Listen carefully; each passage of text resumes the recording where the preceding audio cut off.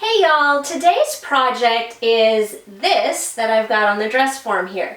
This is one of the patterns in my shop called the Sora sweater, and there's two versions. There's this pullover and there's a cardigan version. The cardigan version is really easy to sew, but the collar on this pullover can be a little bit tricky, which is why I'm doing a video sew along for it. So I have information below in the description of where you can get this pattern, and then if you'd like to go ahead and sew along, we're going to be covering how to sew in these side gussets that are a feature of the pattern here, and then also how to sew in a shawl collar like this. So go ahead, check that stuff out, and then meet me back here at the camera to see how to sew a Sora sweater.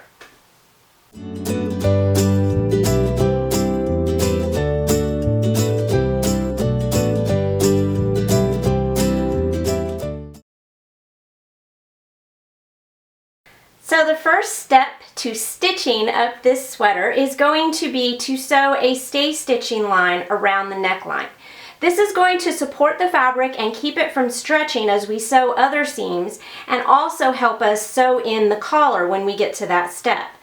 I've gone ahead and I've marked out my stay stitching line with a washable marker. This is 1/2 inch in from the raw edge. And I've set my machine to a basting stitch, and I'm going to stitch right along that stay stitching line.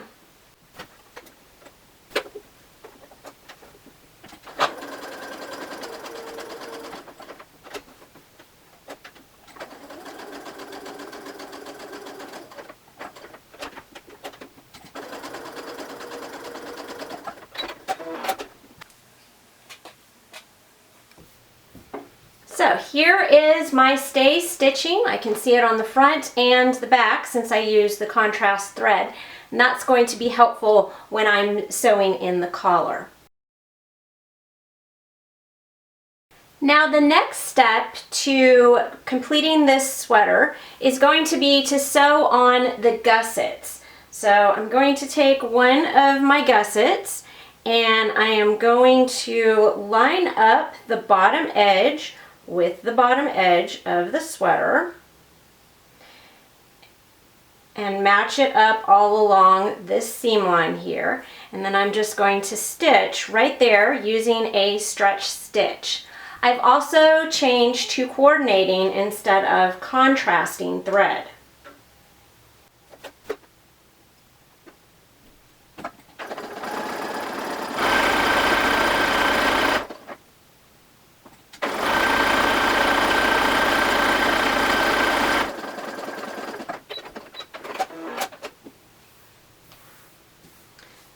So here is what the gusset looks like when it has been sewn on, and now I'm just going to repeat this process on the other side to sew on the other gusset.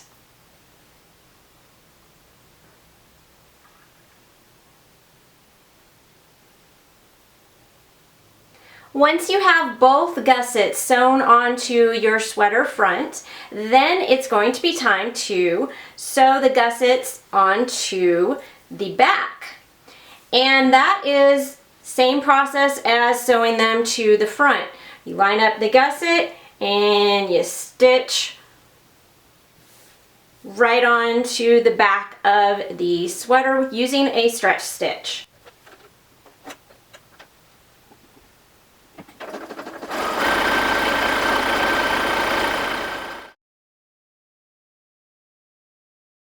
Here is what the bottom of the sweater looks like when you've got both of the gussets sewn onto the front and the back of the sweater. And now it's time to go ahead and do the side seams and the shoulders. So what you want to do with the gusset is you're just going to fold it closed, see how all those seam allowances will meet up, and then go ahead and match up the rest of that side seam, pinning if necessary, so that you can stitch the side seam.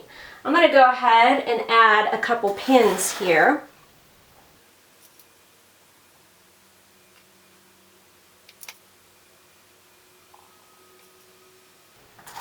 And then you'll repeat that on the other side seam. At the same time, we also want to go ahead and stitch up the shoulder seams. So go ahead and match those shoulder seams. If your fabric, like mine, is tending to roll a little bit, pressing it with spray starch can help, and also this is where you want to pin just to make sure that you are matching up those raw edges precisely, and also because the straight pins help keep the fabric unrolled as you're stitching it. They flatten it out a little bit.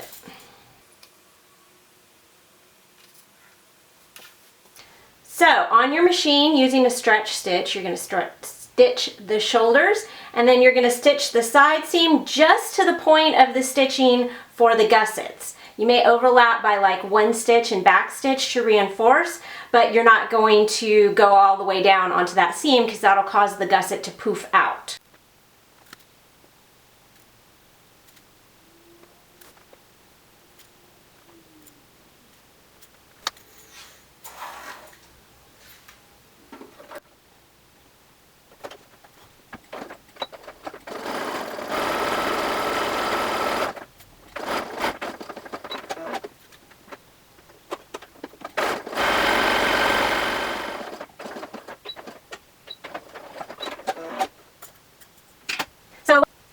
So once you've got the shoulder and side seam sewn, we are going to set this part aside for a minute and work on the collars.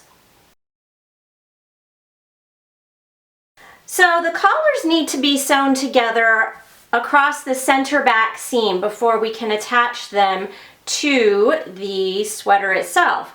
So you're going to line them up, pinning if necessary, and definitely unrolling any edges that are trying to roll on you. So we're going to line them up right sides together. You're going to stitch with a stretch stitch right across the back edge like that. And you have 2 sets of collars, so you need to do that twice.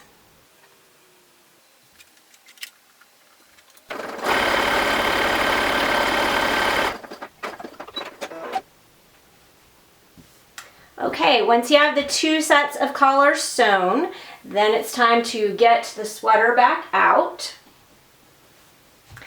And what we need to do now is I need to clip into these corners of stay stitching. And use a pair of scissors with sharp tips. You want to cut diagonally right into those corners, but don't cut through the stitching. This is one of the keys to making sure your collar doesn't pucker later, is getting right up into those corners. And now that we've done that, I'm going to turn my sweater right side out. And I am going to mark the center back of the sweater by folding the back neckline and matching the 2 shoulder seams. And then I'm just going to stick a pin in the back here so that I know where the center back is. Lay your sweater with the back side face up. And then what you want to do is take one of your sets of collars. You have on your collar an outer edge that's longer around and an inner edge that's shorter around. You want to match the inner edge seam to the center back. But match up that seam with the center back, and then you're going to pin the collar around. But I want to show you first what I do is I put the ends first, and then I pin in between. So the ends of your collar should extend 1/2 inch below the stay stitching line. And then you're going to pin just to that corner of the stay stitching. You're not going to be stitching any further on these steps. So I like to go and match up my collar down there. A good way to know if you're doing the 1/2 inch without measuring, fold the stay stitching line down, and that's how much further that it should go. And then once I've got those 3 pins placed, then it's much easier to correctly pin around the neckline without stretching the neckline out. Now you may wonder why I did not stay stitch the whole neckline. That's really going to depend on your fabric. What I'm sewing with today is pretty stable. If you were using something that had a lot of vertical stretch, tended to be really shifty, like a really loose weave sweater knit, you might want to stay stitch the entire neckline actually. So that's a judgment call based on the fabric that you're using. This one I stay stitched less because that's less basting that I have to remove later. Once you have the entire collar pinned to the neckline, it's going to look like this, and you're going to stitch right along those edges that you pinned. You're not going to be stitching across the bottom of the neckline opening, you're only going to stitch into those corners.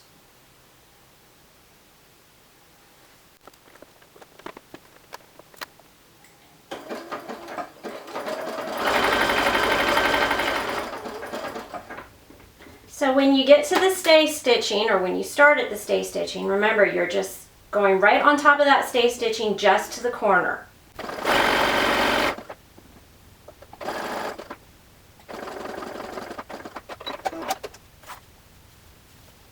So here is the first collar piece sewn in. Okay, and right to that stay stitching line. Now for the second collar piece, what we're going to do is we are going to be matching up this longer outer edge of the collar. So take the second piece and make sure you're matching it up right sides together with the same edges of the collar meeting up. Open those seam allowances or press them to the side, whatever you did earlier. And we're going to go ahead and pin all the way around the outside.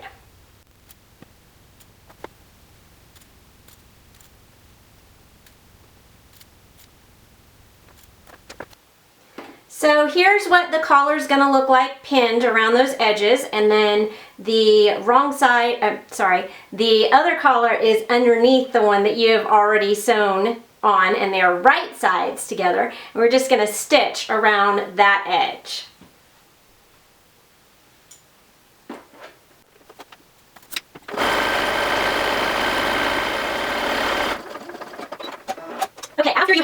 After you have stitched those collar edges together, the next thing we're going to do is press that collar edge. So you're going to turn it right side out. And depending on the thickness of your fabric and how it's behaving, you may find that you need to clip the curves.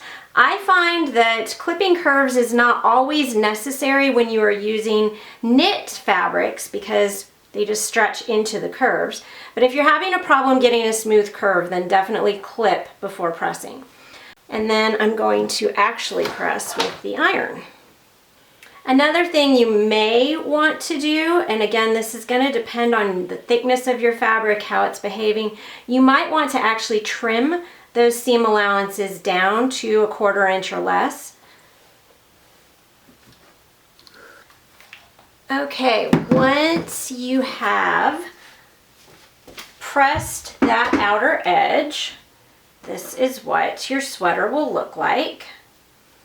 So we've got the pressed outer edge. Now, if you would like to top stitch that edge, now is a good time to do it because it's all free. If you don't want to top stitch it, and I'm not going to on this one, the next step is you want to take the right side as you're looking at it, which will be the left side as the person's wearing it, and you want to fold that in. Make sure this edge is nice and flat where you've pressed it, and then you want to fold the other side on top of it, and you're just going to hold all these collar flaps down here together. You can stick a pin through them if you want. But then we need to turn the whole thing wrong side out.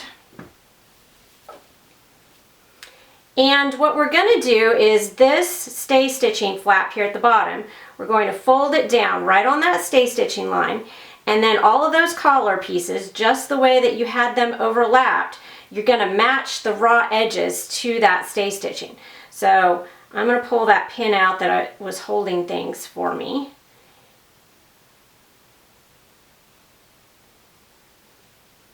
And so Let me open this and you can see. So the edge here should go right into that corner, and make sure that you're not puckering the corner. Like you're not pulling it here or pulling it too far over. If you create a pucker in that corner now, it's going to stay there when you stitch it. Same thing with this corner. So you're trying to work to keep everything nice and flat. This is where clipping those corners precisely and precisely doing that stay stitching is going to help you. So I've got this all nice and flat. I'm not puckered up at that corner there. And then I'm going to fold this over. Again, nice and flat. I'm not pulling it. I'm not puckered at the corner. Oh, that is puckered at the corner. I need to flatten that out and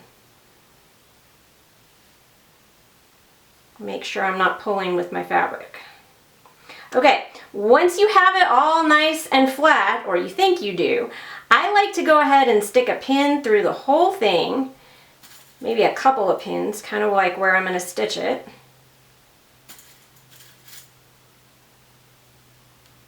And make sure you're not pinning through the back of the sweater, just that front side. Because the reason I'm doing this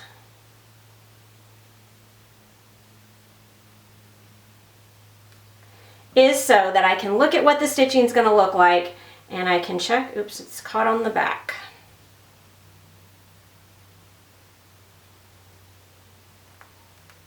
Okay, so I want to be able to check on the front side, what is this going to look like? If this doesn't look good now, it's only going to look worse when you stitch it. So if you need to, adjust, make sure that there's not puckers on the corners, etc. Then when you're fairly confident that you've got it down, you can leave your pins in the way you have them. I like to switch them the other way, because what I like to do here is turn this whole thing over so that I can see the stay stitching line, because I want to stitch only on that stay stitching line. If you stitch past it and you get into these corners here, you're going to cause puckering. You can see how those are all folded up. But if you stay just on the stay stitching line, you'll end up with a flatter seam. So flatten out your fabric, start right on that stay stitching line. Maybe start with 1 or 2 stitches or a back stitch. And then stitch right across. This seam you can use a straight stitch, because it's more important to be precise than to have anything be able to stretch here. You actually don't really want the stretching here.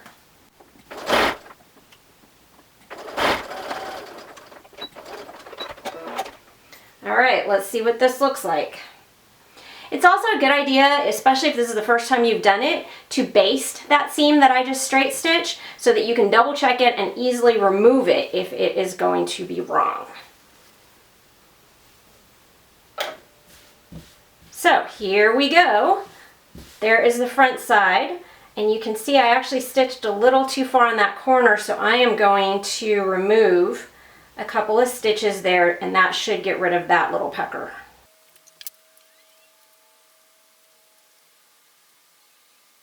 This is where, if I had followed my own advice and basted first, I would have noticed this before I had to get the seam ripper out. All right.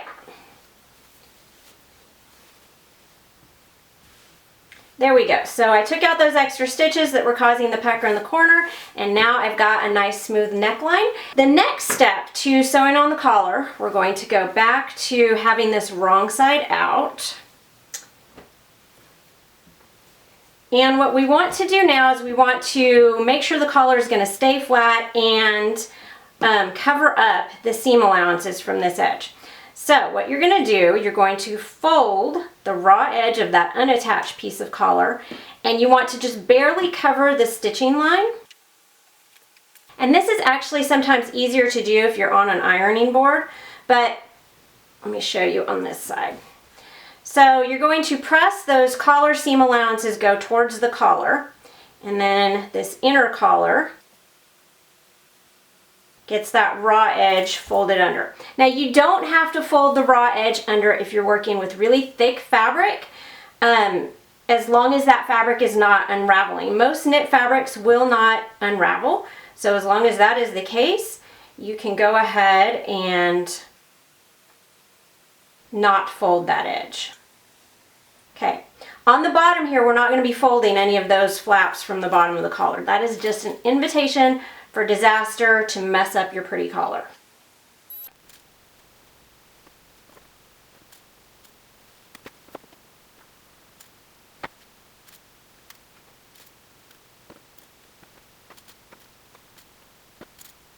Okay, so here is my neckline all pinned, and that's what it's going to look like on the inside. I am actually going to stitch this from the right side though, and I realize I've got the pins on the wrong side. That is the way I like to control my fabric, and you can move the pins once you've got them kind of in place on the wrong side, or you can reach your hand under as you stitch to pull them out. I'm actually going to add some pins here to the bottom, and that's going to help keep that fabric underneath from rolling.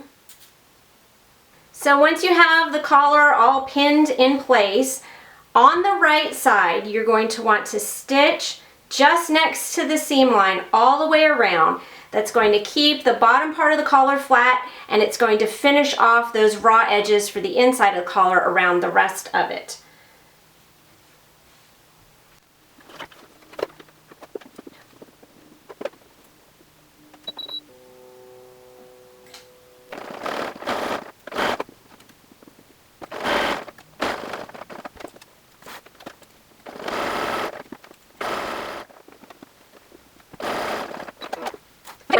Okay, when all is said and done with that collar, here is what the final product looks like. So trim threads, go in and wash out the washable marking that I left in there, and I also need to remove carefully that contrast thread that I used for stay stitching. A good pressing of that edge after you have removed any ink that you need to remove will also help flatten everything out and make it lay perfect. Now all that's left to do on this is to hem the sleeves and the bottom, and I'm actually not going to go into that on this video. I am going to link to another video that has specifics on hemming knits, so you can choose what method works best for you.